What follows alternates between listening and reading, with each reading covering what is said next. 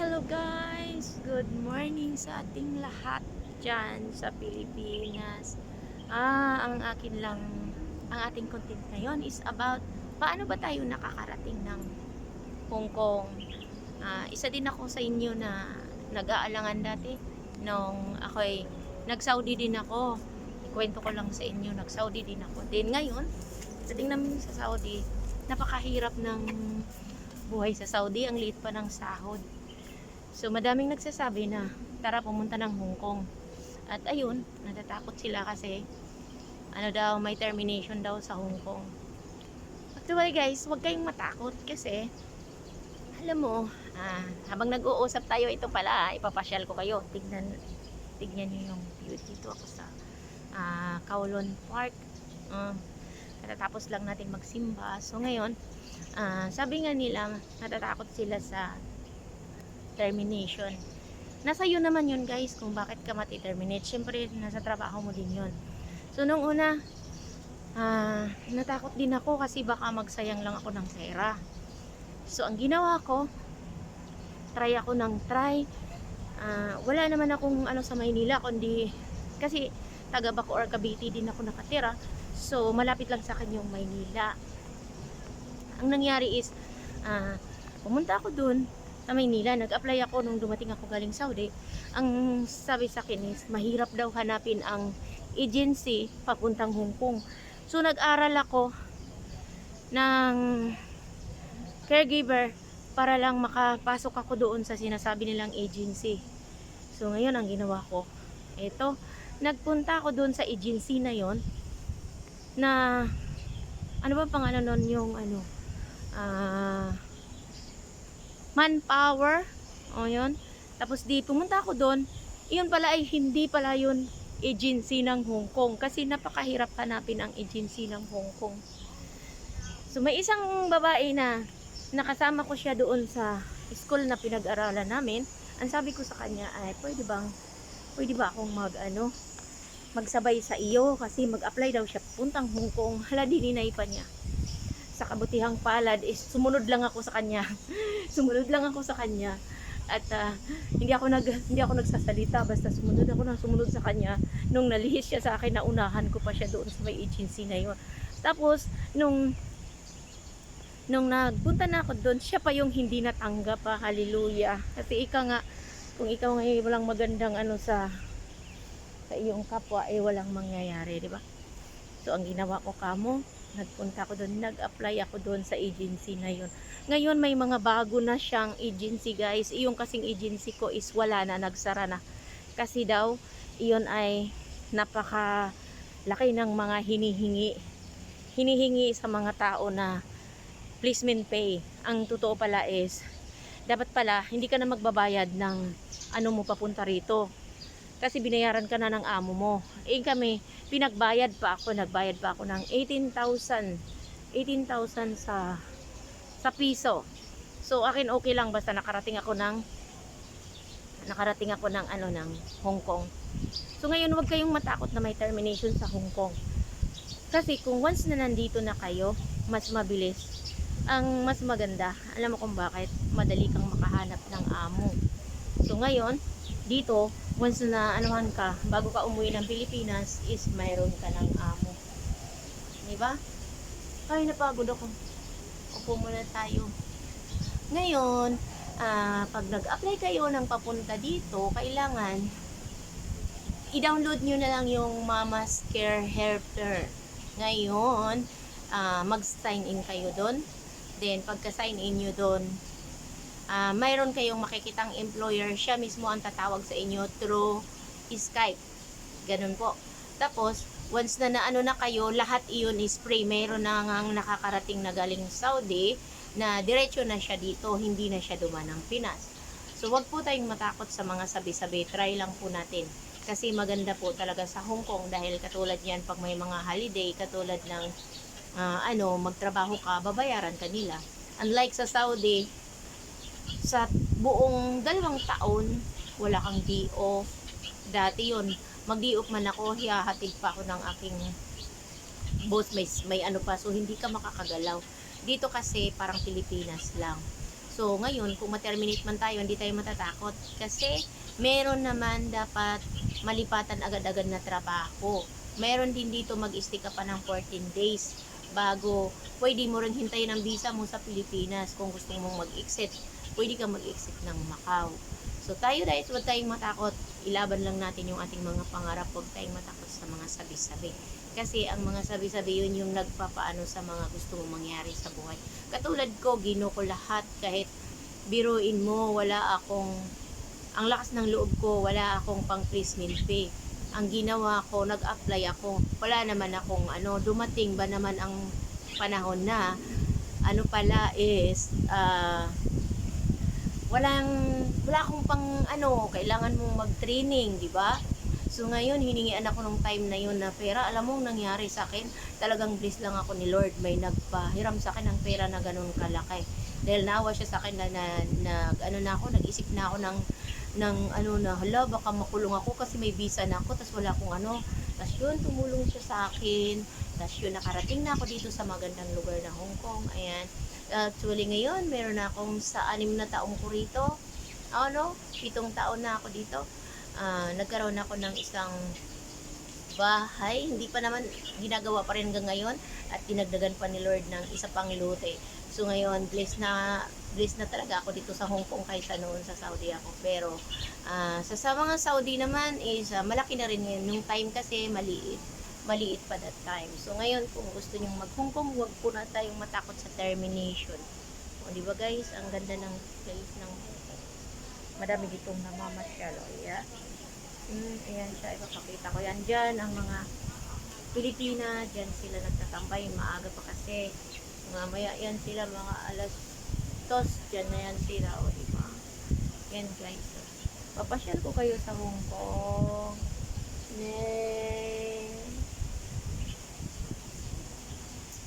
Yan, huwag po tayong matakot. Kung gusto niyo mag-apply ng Hong Kong, go lang, huwag tayong magpaniwala at huwag tayong matakot sa termination. Kasi ang termination, nasa atin po yan.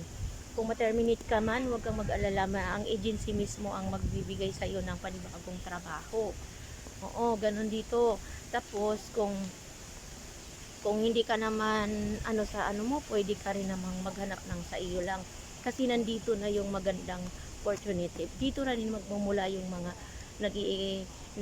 papuntang Canada. Mas mabilis kasi dito ang process kung kayo'y gustong pumunta ng Canada. Kasi ako, wala na akong balak mag-Canada. Ako'y okay na sa sahod ko dito, walang tax. Sa Canada kasi, kung ka sa Canada, kailangan mo ring magbayad ng tax. So, bakit pa ako pupunta ng Canada kung okay naman na ang sahod ko dito? 7 taon na ako sa amo ko. Malaki na din ang sahod ko kasi renew. Tapos tinaasan ako ng amo ko, hindi naman ang amo ko kuripot. Kaya salamat sa Panginoon, nakakuha ako ng amo na ganun.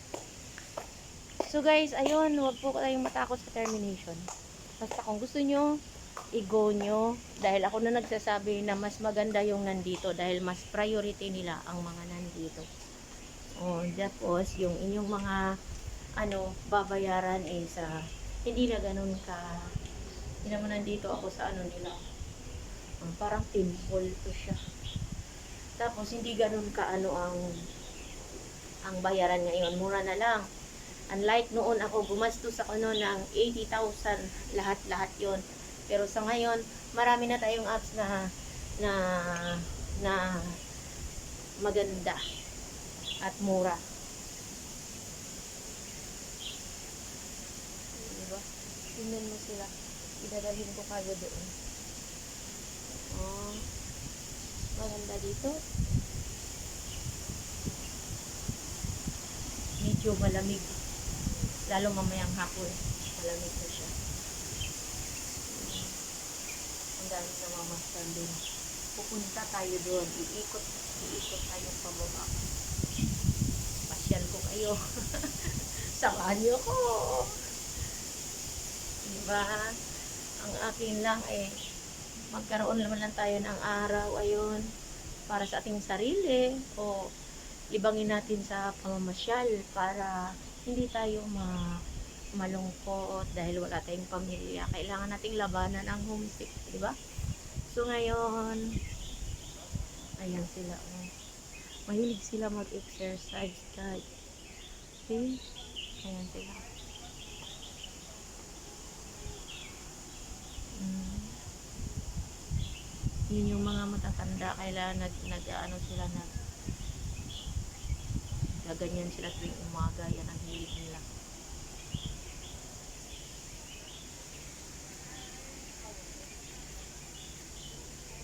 Mm-hmm.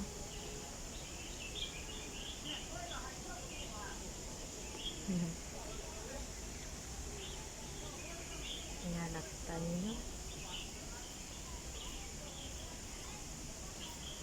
Nakakahingal ang mas. Diyos ko po, Lord. Kailan pa ba matapos yung mas na yan? Oy, makati sa mukha. Pero ako lang naman dito, hindi pa naman masyadong matao. Aso guys, may nanghuli na pulis. May pulis nang huhuli.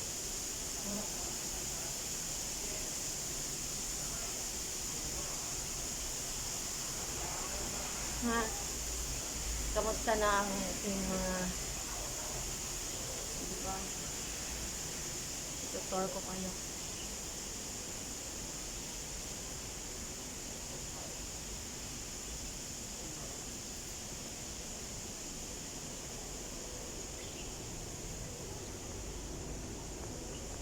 Nakalabas na tayo doon. Mainit siya pero okay lang kasi malamig ang hangin. Madami ditong namamasyal. Mamaya mga around 2 PM yan, puno na yan dyan. Mga ano yan, tao dyan.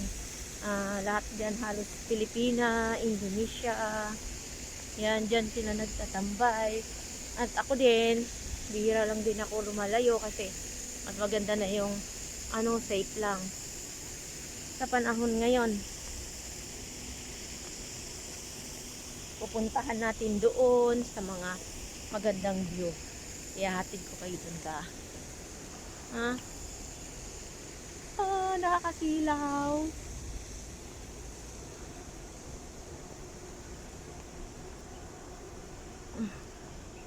Hiningal na ako.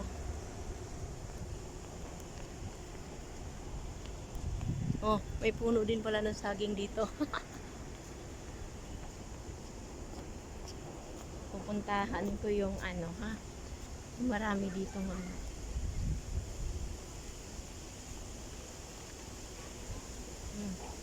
May mga, parang Pilipinas lang yung may mga puno ng saging. Pwede kaya akong manguha dito ng dahong saging para makapagpaksyo ng dilis.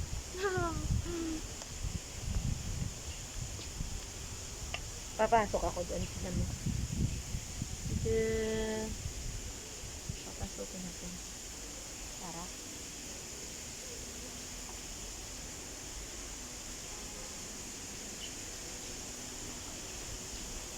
Mind your step.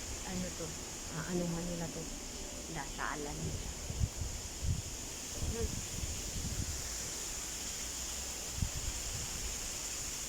Ayan. Doon ako kanina nang galing. Ayan o. Di ba doon ako nang galing kanina sa taas na yun. Nandito na ako sa baba. Yan, madami dito namamasyan.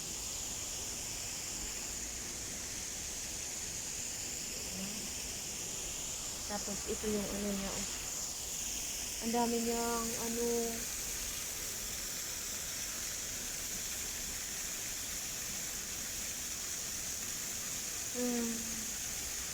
nakakamatay yung ng mas ang init. Kasi naman ang dami niyang dyan. Yan tubig na yun. Kung makikita mo, madami siyang turtle. Ang dami. Hindi mo lang sa makita kasi malayo. Di ba? Sarap dito. Sana ganito din.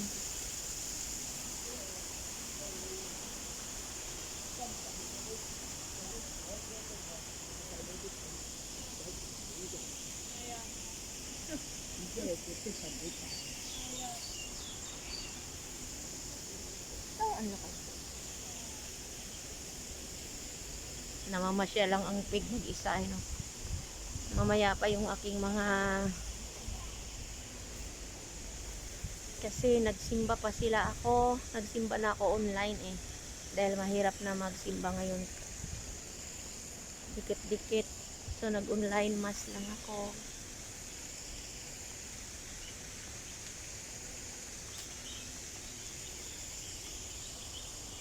Grabe si Tatang, dami niyang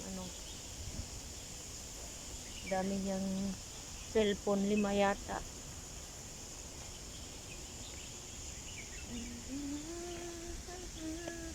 Ayan, ang ganda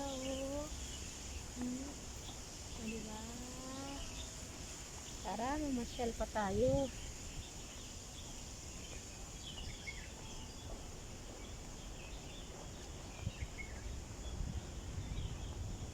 Ito naman yung lugar ng mga bata, nagbabike sila dyan, kita mo yan, dyan nagbabike yung mga bata.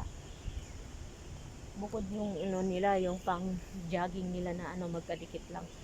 Mahilig sila mga matanda dito. Kahit mga naman, mahilig sila mag jogging sa umaga. Kaya healthy sila laging. Ang buhay dito ng matanda, umaabot sila ng 100 plus.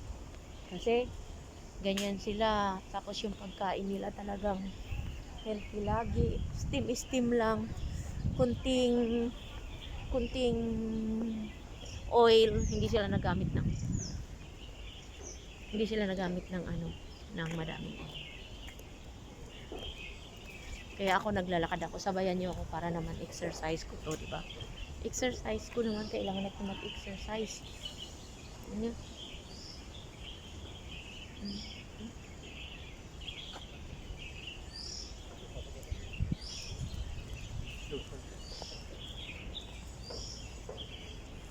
Sa Armhouse, papasukin natin yung nila. Yun yung entrance. Tara!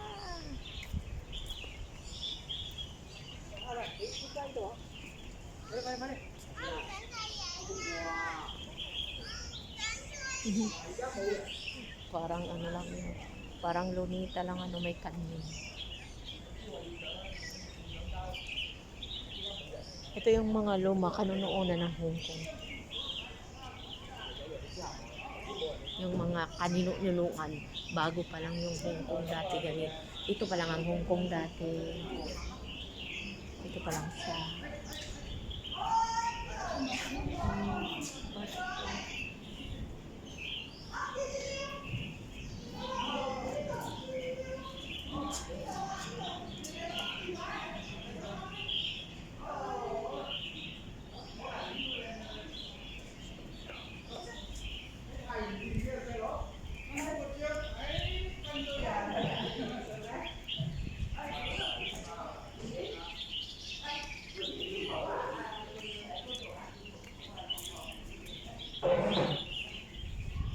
Baka hindi tayo pwede, mga Chinese lang dito pwede.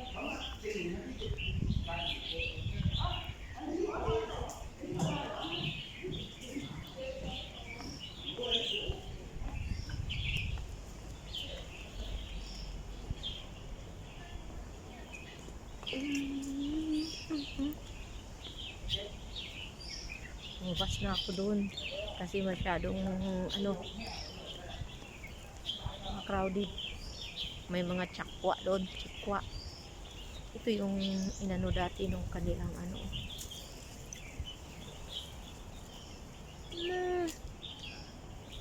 ayan, ito yung dati na binomba ng yung mga kanino-ninoan nila. Tignan mo.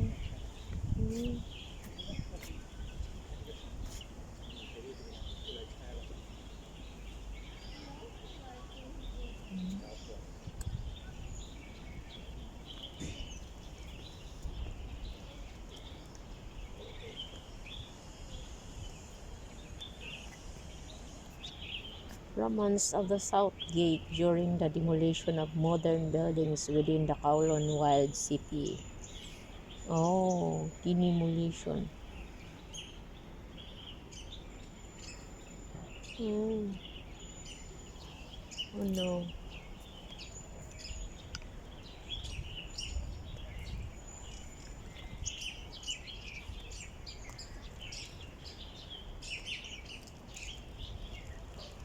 Ayun, may mga Pilipina doon. Hmm. Na, ang ganda ng nature dito. Yun. Tara.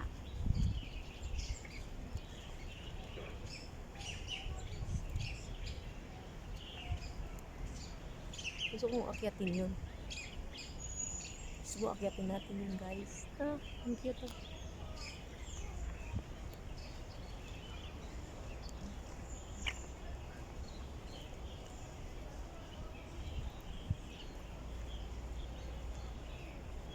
Oo. Ganun lang talaga. Basta, asahan natin na pag may tiyaga daw, may nilaga. Kahit mag-isa lang ako dito, minsan, talagang isipin mo na lang na pera lang yung hanap mo dito. Pagkatapos ng lahat, di okay na. Kasama mo na yung pamilya mo. Kailangan lang talaga tiyaga sa abroad. Sa 7 taong ko dito, ngayon natingga ako ng 2 taon, di ako makauwi. Gawa ni COVID.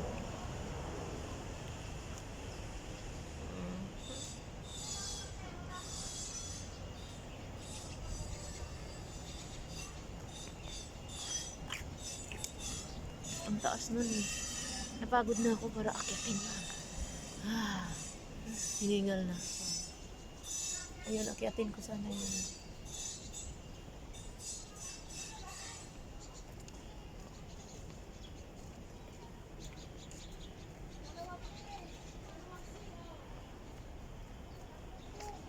Kowloon Well Plaza. Ito yun. Maganda yung loob nito. Kaso kailangan mong maikot din.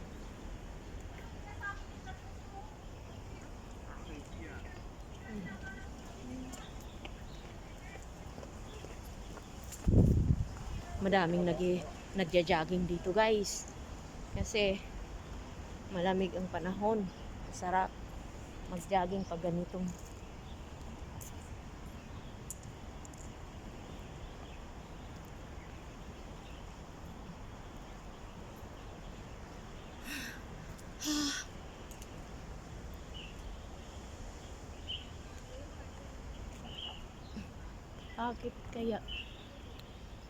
bakit kaya kailangan nating lumayo sa ating pamilya, no?